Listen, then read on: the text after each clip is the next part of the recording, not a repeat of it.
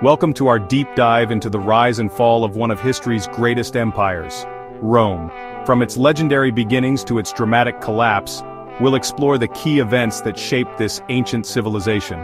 Was Rome destined for greatness from the moment those legendary twins, Romulus and Remus, were suckled by a she-wolf? Or did the seeds of its destruction lie dormant within its soul from the very beginning? Buckle up, folks, this is a story of triumph and tragedy, of emperors and gladiators, of plagues and legions. This is the story of Rome. Every empire has a beginning. Rome is no different, a Genesis story etched in myth and legend. Were Romulus and Remus really raised by a she-wolf? Did they truly carve a city from the banks of the Tiber? And did Romulus really kill his own brother? Was this act of fratricide a foreshadowing of Rome's violence? Join us as we dissect the legend, separating fact from fiction. For years, Rome had known nothing but victory. Its legions, disciplined and ruthless, had crushed all opposition. Then came Hannibal, a general of almost mythical prowess, leading an army from across the Alps.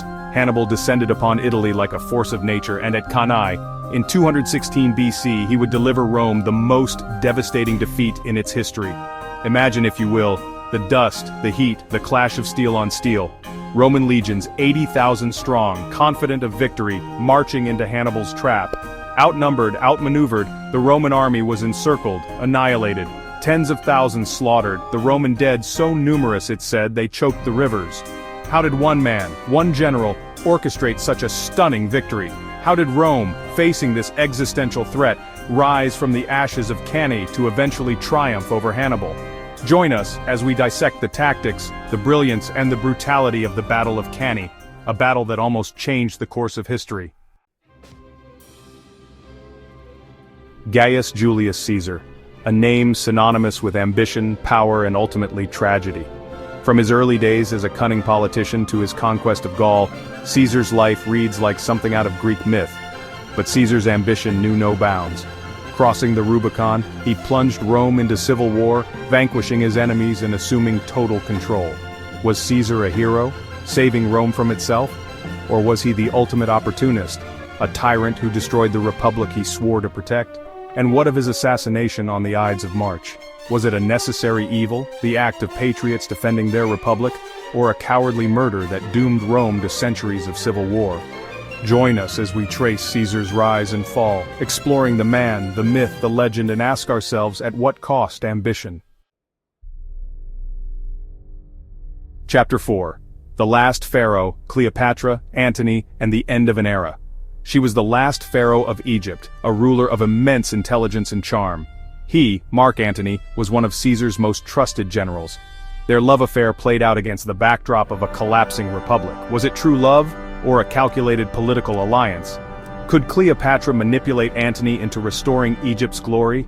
Their affair was doomed from the start. Octavian, Caesar's heir, would not let their ambitions go unchecked. The stage was set for a final epic confrontation. Join us as we explore the lives and loves of Cleopatra and Mark Antony, culminating in the Battle of Actium. Chapter 5. Blood and Sand, Life and Death in the Colosseum. Picture this, 50,000 screaming spectators, the sun beating down on the sand-strewn arena. This is the Colosseum, Rome's greatest spectacle, a monument to both Roman engineering and its insatiable thirst for blood. Here, gladiators fought, not for conquest or glory, but for survival and the fleeting hope of freedom. Who were these gladiators? Some were slaves, condemned to fight for the amusement of the masses. Others were prisoners of war, hoping to win their freedom through combat. And some, believe it or not, were volunteers, driven by the allure of fame and fortune. Join us as we delve into the brutal world of the gladiatorial games, exploring the rules, the training, and the often short lifespans of these warriors. We'll separate myth from reality, uncovering the truth behind the gladiatorial spectacles that captivated Rome. Chapter 6. The Burning City, Nero and the Great Fire of Rome. Rome, the year 64 AD. A firestorm engulfs the city, consuming everything in its path. For 6 days and 7 nights the fire raged, leaving much of Rome a smoldering ruin.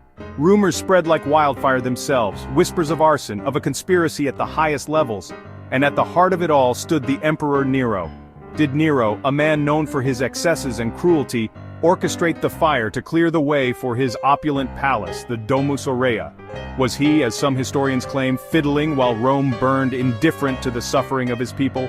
Join us as we sift through the ashes of history, examining the evidence, the conflicting accounts, and the enduring legacy of the Great Fire of Rome. Was it an accident, a conspiracy, or the act of a madman? You decide. Chapter 7. Ambush in the Teutoburg, Rome's greatest defeat. The year is 9 AD. 3 Roman legions, the pride of Rome, march through the dense forests of Germania. Led by Publius Quinctilius Varus, they are on a mission to consolidate Rome's hold on this newly conquered territory. They had no reason to fear. Rome was the master of the world. But in the dark heart of the Teutoburg forest, a trap was waiting. Arminius, a Germanic chieftain who had served in the Roman army, had united the Germanic tribes against their Roman oppressors. What followed was a massacre. The legions were ambushed, surrounded, and slaughtered almost to a man. Varus, facing defeat, took his own life rather than be captured. The defeat sent shockwaves through the Roman Empire. Augustus, the emperor, was said to have wandered his palace crying out, "Varus, give me back my legions. Join us as we journey into the Teutoburg forest, exploring the tactics, the betrayal, and the sheer brutality of a battle that forever changed the course of Roman history."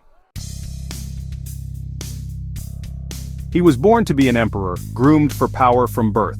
But Commodus, son of the philosopher-emperor Marcus Aurelius, craved a different kind of glory. He wanted to be a gladiator. His reign, a stark contrast to his father's, was a descent into tyranny and madness. Commodus, obsessed with his own image, declared himself a god, renamed Rome after himself, and indulged in every excess imaginable. He even entered the arena himself, fighting as a gladiator, though his opponents were always carefully chosen to ensure his victory. Was Commodus truly mad, or merely a product of his upbringing, a man corrupted by absolute power? His reign, a cautionary tale of unchecked ambition and the perils of hereditary rule, would leave Rome on the brink of chaos. Join us as we explore the life and reign of Commodus, the gladiator emperor, a man who traded his birthright for the fleeting applause of the arena. Imagine, if you will, a world without antibiotics, a world where a simple cough could be a death sentence. Now imagine a plague, a silent killer, sweeping across the Roman Empire.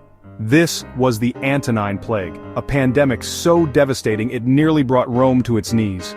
Beginning in 165 AD, the plague, likely smallpox or measles, tore through the empire, killing millions. Cities were depopulated, trade ground to a halt, and the Roman army, the backbone of the empire, was decimated.